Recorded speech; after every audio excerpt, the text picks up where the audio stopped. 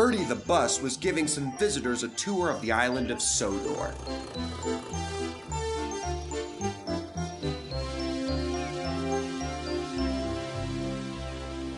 It was their last afternoon, and Edward was preparing to take them to meet Bill and Ben. He found it hard to start the heavy train. "Did you see him straining?" asked Henry. "Positively painful," remarked James. "Just pathetic," grunted Gordon. "He should give up and be preserved before it's far too late." "Shut up," burst out Duck. "You're all jealous. Edward's better than any of you."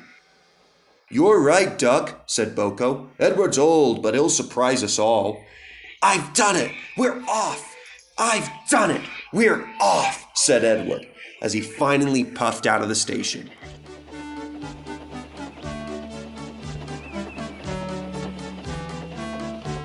Bill and Ben were delighted to see the visitors. They loved being photographed.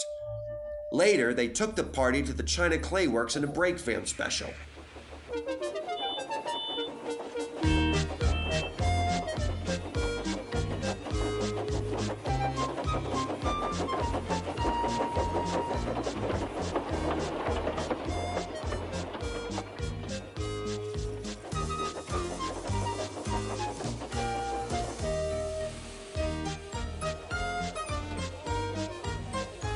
Everyone had a splendid time, and the visitors were most impressed.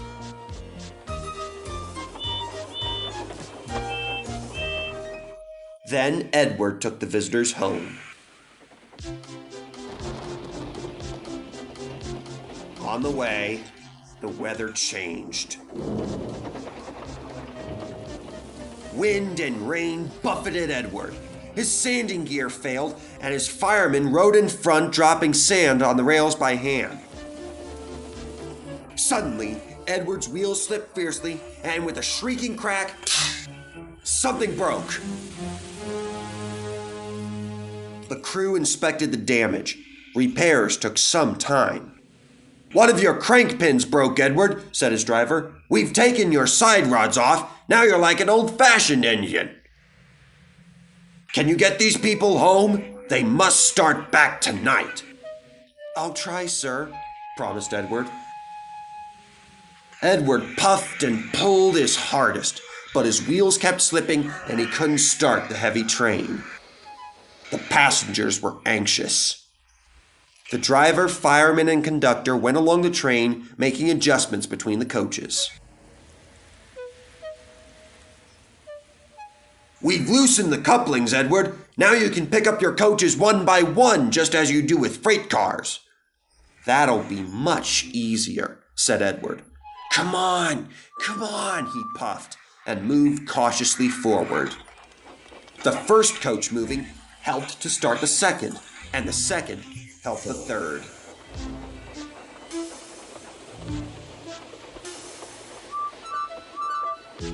I've done it, puffed Edward.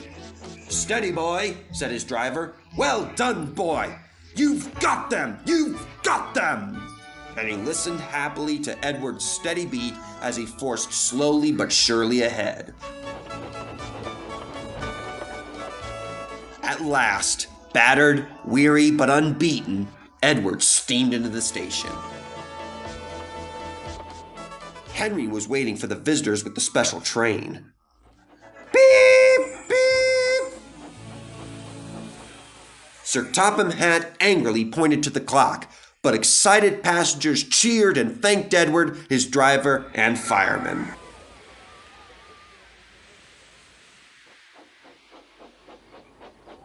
Duck and Boko saw to it that Edward was left in peace. Gordon and James remained respectfully silent.